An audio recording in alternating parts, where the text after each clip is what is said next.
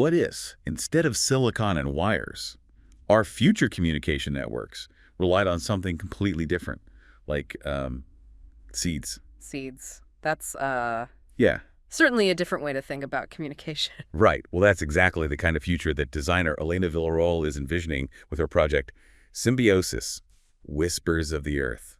We're going to dive deep into that today. Okay, cool. Symbiosis. Whispers of the Earth. Yeah. So, we're always talking about like the future of technology, right? And often that's all about faster, smaller, more powerful. But Villarroel's kind of flipping the script. Flipping the script how? She's imagining a future where all this hyperconnectivity, all the e-waste actually forces us to take a step back and like totally rethink how we connect. Interesting. And so seeds are the answer. Well, in this future, yeah. Symbiosis uses these like bioengineered seed pods. They create these localized networks that, get this, communicate through bioluminescence. Bioluminescence, so like glowing plants talking to each other. Exactly. Instead of radio waves, we'd have these glowing seeds sending messages. Pretty wild, huh? Yeah, that's definitely a unique concept. Where did you get the inspiration for this? Are you ready for this? The Atacama Desert. The Atacama Desert, one of the driest places on Earth. Yep. It's like the ultimate example of resilience, right?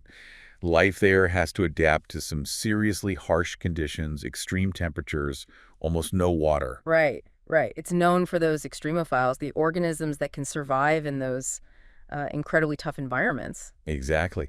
And Villarroel was like, what if we could tap into that resilience, that adaptability, and apply it to our tech? So she's looking at nature for solutions to our tech problem. Exactly. It's like, instead of forcing technology onto nature, she's saying, hey, what can we learn from nature?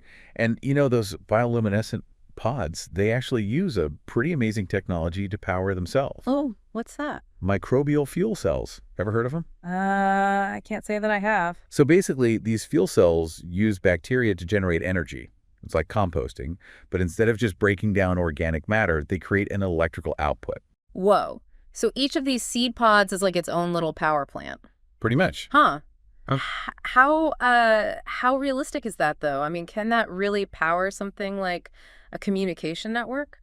Well, microbial fuel cell tech is still relatively new, so scaling it up for widespread use, that's definitely a challenge.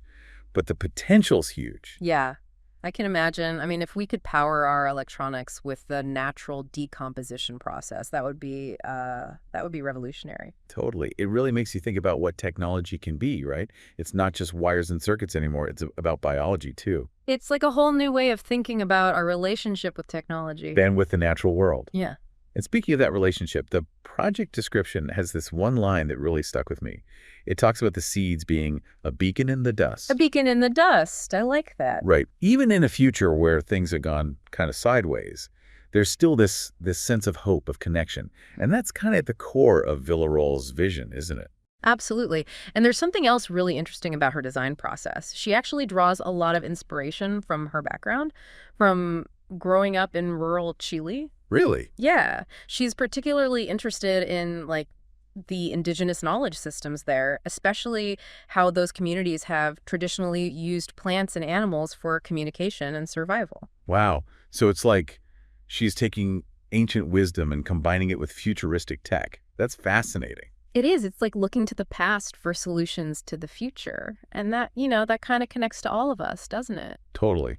Makes you think about what knowledge and traditions might be present in our own communities that could help us solve the problems we're facing. Yeah. Instead of always trying to reinvent the wheel, maybe we should be looking to the blueprints nature's already provided. I love that. So if we bring this all back to Symbiosis, what do you think the big takeaway is? Well, for me, it's that maybe biomimicry is the key.